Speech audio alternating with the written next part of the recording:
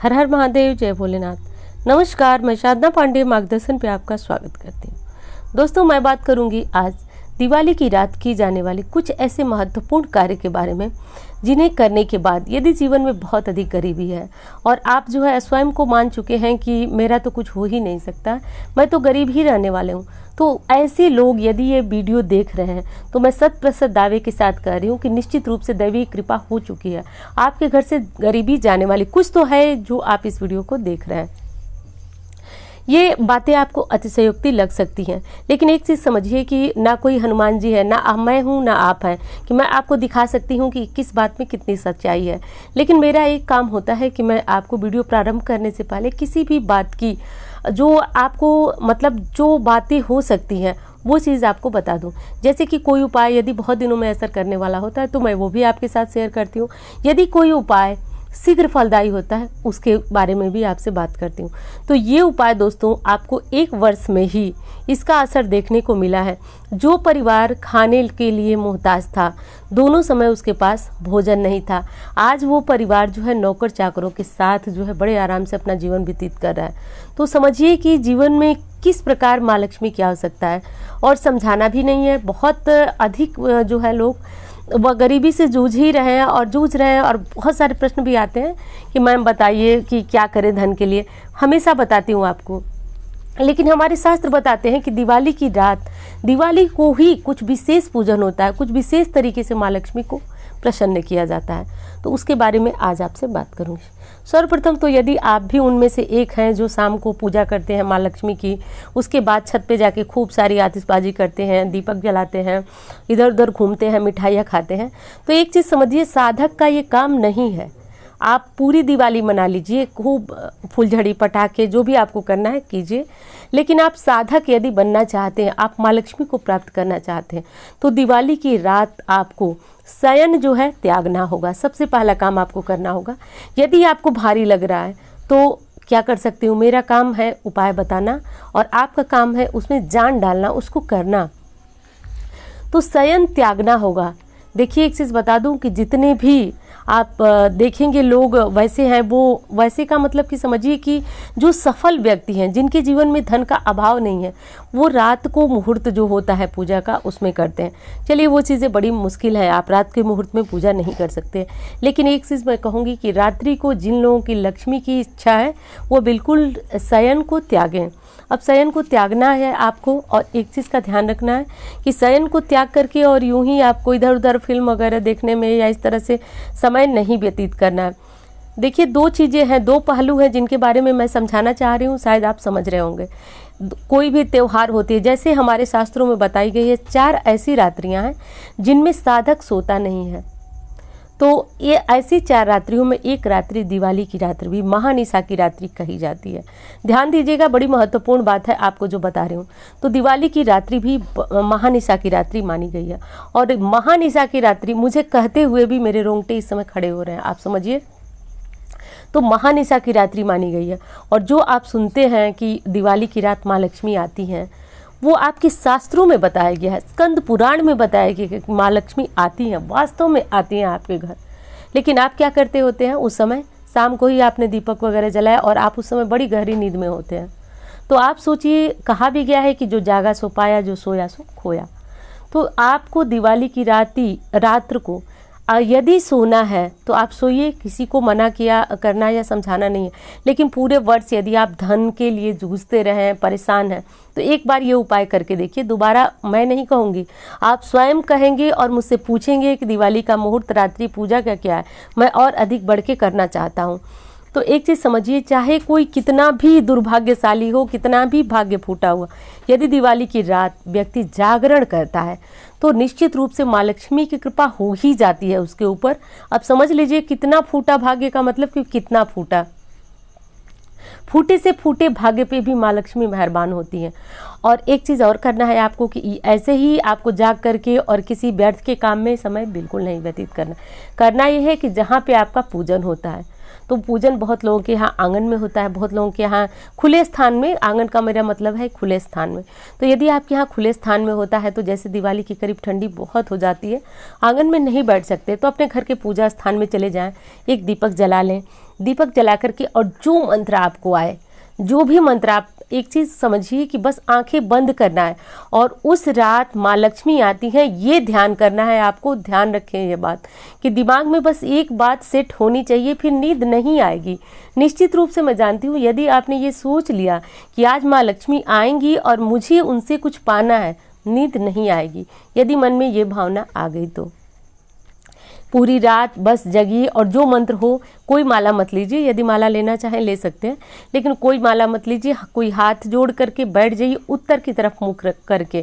ध्यान रखिए जब भी कोई लक्ष्मी के लिए साधना होती है तो हमारे शास्त्र बताए हैं उत्तरमुखी होकर बैठना चाहिए।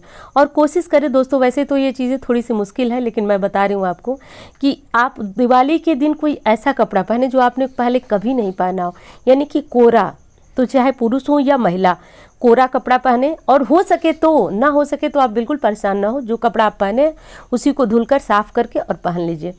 तो पहन करके, और औरतें हैं तो सिर ढक लें और पुरुष हैं तो भी अपना सिर ढक करके और बैठ के चुपचाप जो है वह मंत्र जपें। यह मंत्र देखिए पूरी रात मैं कहूँगी नहीं, क्योंकि आप बहुत बड़े साधु सन्यासी हैं नहीं कि पूरी रात आप मंत्रों को जप सकें।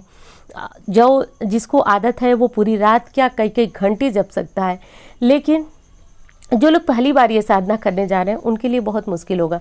तो जब तक आपकी इच्छा हो आप बस आंखें बंद करके माँ लक्ष्मी के लिए उनका नाम लेते रहें, उत्तर की तरफ बैठकर कोई मंत्र जपते रहें, और जब तक आपकी इच्छा हो आप जपते रहें। अब उसके बाद आपको क्या करना है कि अब नींद आने लगेगी या कोई समस्या है, आंखें धुलिए और एक चीज़ ध्यान रखिए कि आपके मंदिर का दीपक और जहाँ आपने लक्ष्मी पूजन किया है, दिवाली पूजन किया, वहाँ का दीपक दिवाली की रात ठंडा बिल्कुल भी नहीं होने दीजिएगा। जो भी घी का, तेल का, जिस चीज़ का आपके यहाँ जलाया जाता है, आप जलाते हैं, उसको जलते ही रहना चाहिए। और ये चीज़ आपने कर लिया, मंत्र जप लिया। अब आपकी इच्छा हो तो श्री सूक्त का पाठ करें, कनक धारा स्त्रोत का पाठ करें। कनक धारा स्त्रोत के बारे में तो आप जानते हैं, हमारे शास्त्रों में कहा गया है कि कनक धारा स्त्रोत को पढ़ने मात्र से आदिगुरु शंकराचार्य ने स्वर्ण आंवले की वर्षा कराई थी। तो चूंकि अब कलयुग है, इस प्रकार की चीज़ें होती नहीं हैं, आपके घर में कोई स्वर्ण नहीं बरसता है। धन आता कैसे है दोस्तों, ये अनुभव है। आप सब पूछते हैं कि आप इतनी चीज़ें कैसे जानती हैं, तो एक चीज़ समझिए, ये अनुभव है और मैंने खुद के, ये दोनों चीज़ों का निचोड़ है, ये मेरे अनुभव का है। और मैं जिस लोगों को कोई उपाय बताती हूँ, मैं फिर उनसे पूछती हूँ असर क्या हुआ, कितना हुआ, कैसे हुआ, ये उसका भी असर है। और ये उपाय मैंने जिनको बताया है उनके जीवन पे 100% सफल हुआ है।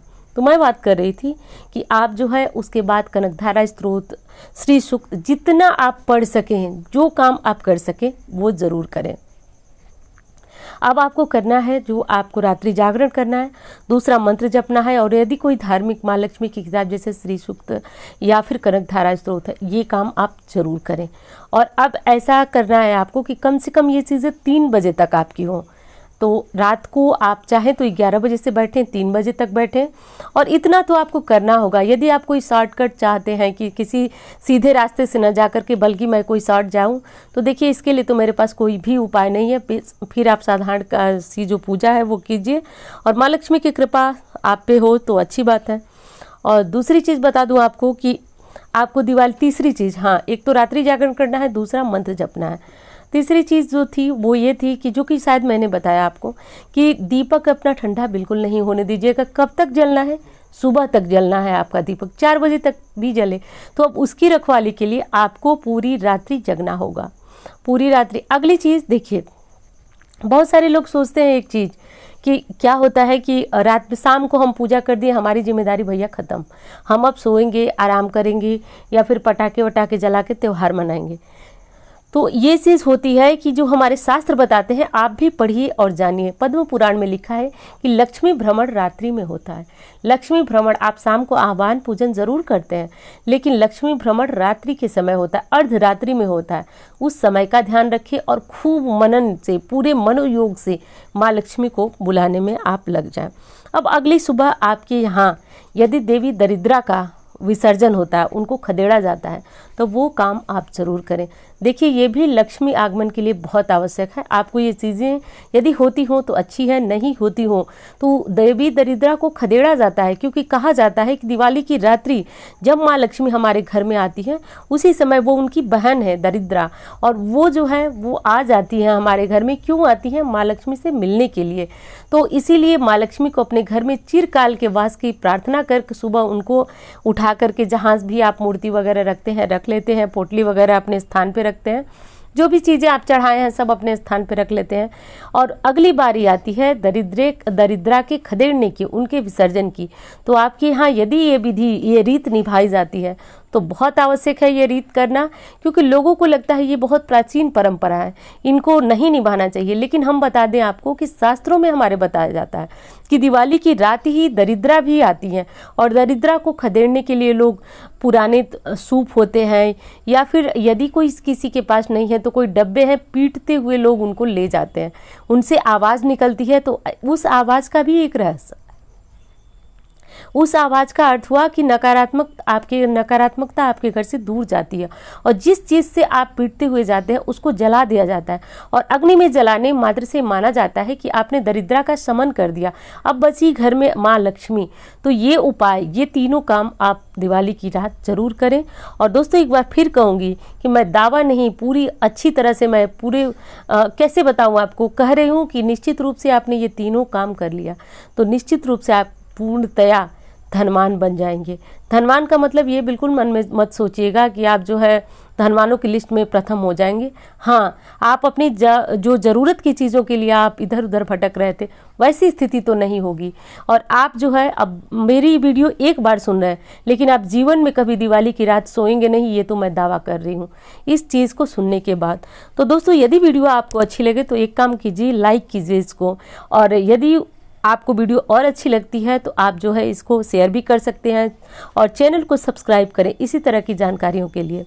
और दोस्तों एक चीज़ और बता दूं कि आप जो है चीज़ें शास्त्र के अनुसार जानते हैं, कुछ भी इधर उधर की फेक या इनकी उनकी कुछ भी वीडियो देख करके इस प्रकार की जानकारियाँ मुझसे तो बिल्कुल भी आप नहीं पाएंगे। आप चैनल को सब्सक्राइब किए हैं तो भी जानते हैं, और करेंगे तो भी आगे देखेंगे इस तरह की जानकारी। तो दोस्तों उम्मीद करती हूँ जानकारी आपको पसंद आएगी। धन्यवाद।